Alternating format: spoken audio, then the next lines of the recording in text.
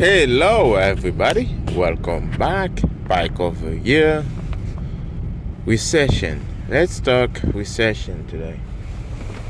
And what is my take on this?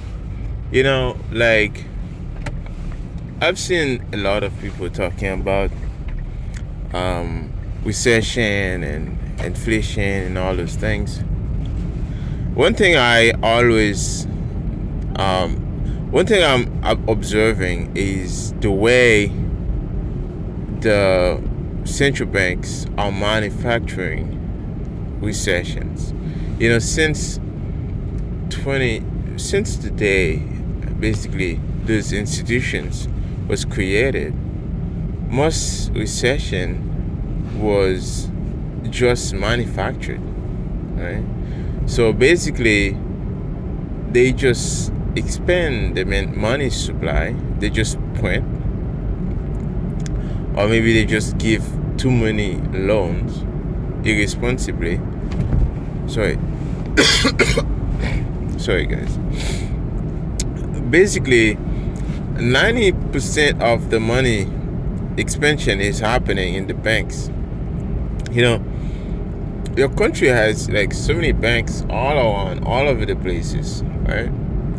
Each and every one of those banks in every city are printing money every time somebody need a loan, or every time somebody spend from their loan. They are expending using money from, they are printing money basically every time there's money. These are new money coming out. These are not people working for that money generated a value in the society, but instead these are just new money coming in the system, right? So this, in Bitcoin we call that inflation, right? So this is what's happening. This is the system we're living in, a system that requires new loan every time for new purchase. So basically it's unsustainable, right? But this is what we're living in. And the recession happened when you have interest rate going up. Basically put a restriction on how much money that can be released, or basically put a cost on that money, right? As you know, in a free market, that should be up to the market, not up to the central banks. That should be up to the people loaning and giving money for loan, or people lending money, right? If I want to pay a certain rate, that's what I can afford, and everybody else, that's what they agree on. That's what the price should be. But when you have a central banks that can control that, can say to the banks, hey, this is the rate now. This is what you should do. It's like, think about, like, say, let's say you have some money and you want to lend it to me. So you in order for you to lend that to me, you have to give me a rate, right? It should be up to you to give me whatever your rate. It's not up to somebody else to tell you, hey, this is the rate you should lend this guy. You see, so this is the problem here.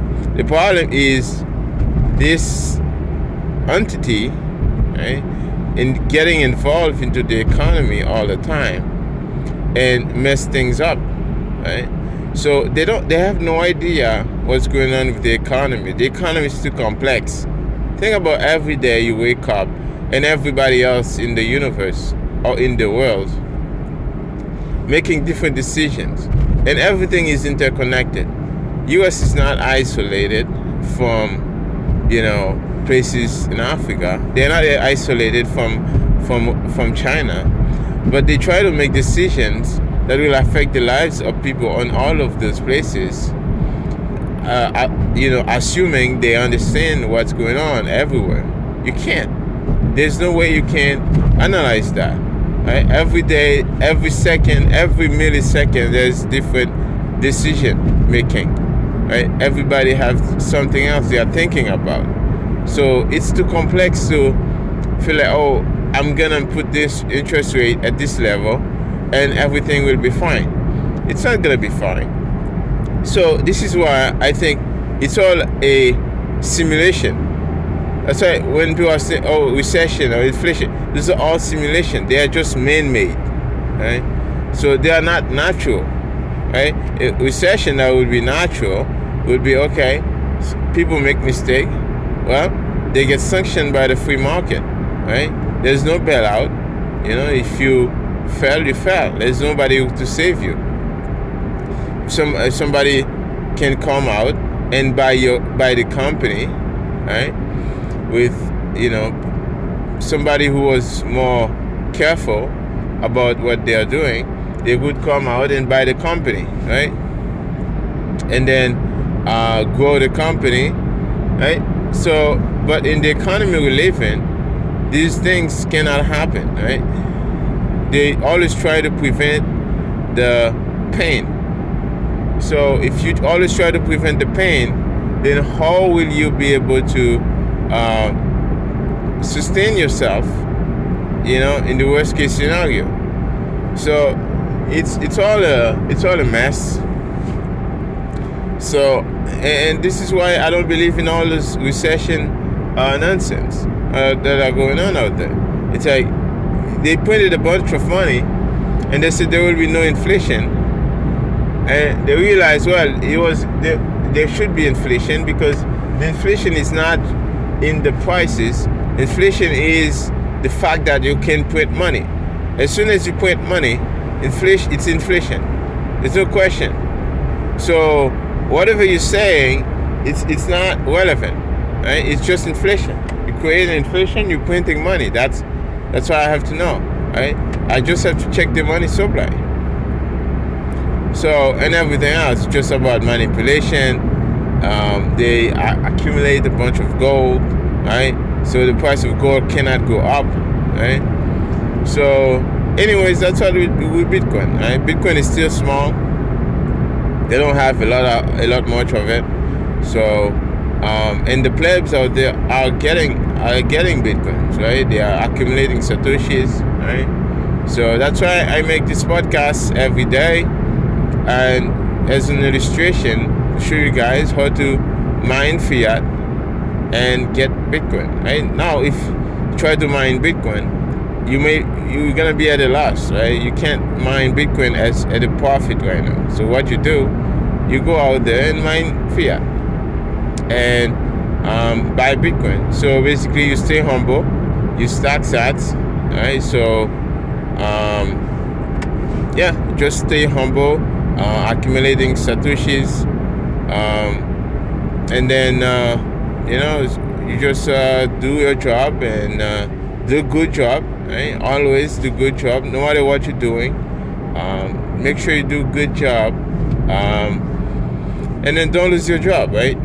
So anyways, that's what it is. As you know, proof of work, it's not just in the mining. You can show proof of work in everything else.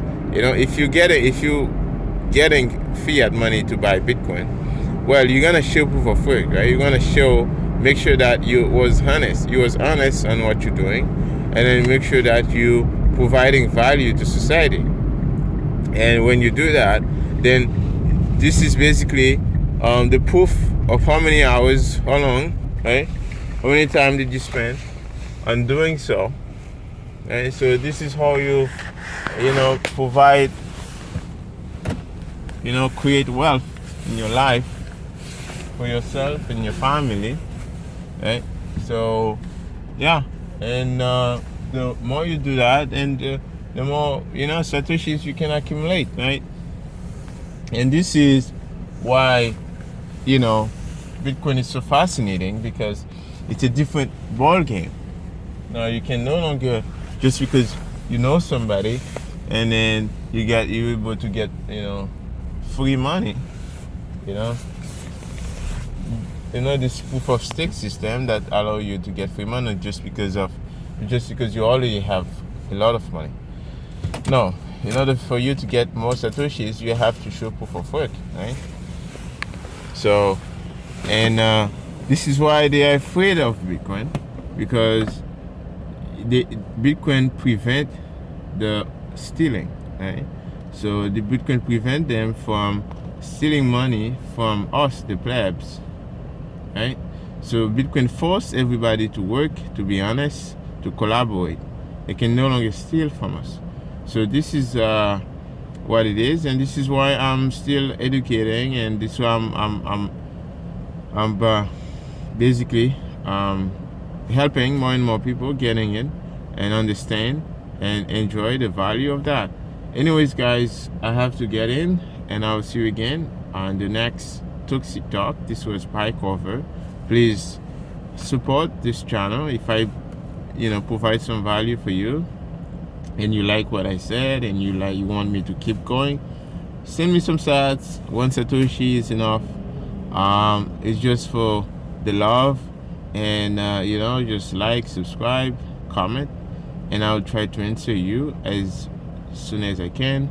And I'll see you again tomorrow, this year day. Right? So anyways, guys, I'll see you again. Bye, cover.